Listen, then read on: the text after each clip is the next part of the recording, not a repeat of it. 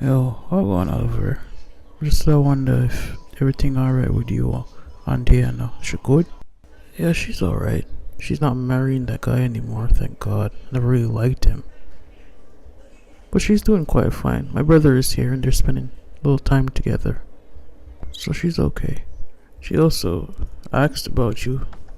She's wondering when you're coming over again. You haven't been over our house in a while. Yeah, she can be kind of a worrywart. What the fuck? I don't want to get in your business or anything, but you realize that she's pregnant, right? Yeah, she also married another Armand. What does that have to do with me? I don't really care. It's our business. Well, what if it's also your business? I mean, you guys were fooling around, right? Don't worry, I didn't tell anyone. But when you match it out, I mean, could be your business. That's all I'm saying.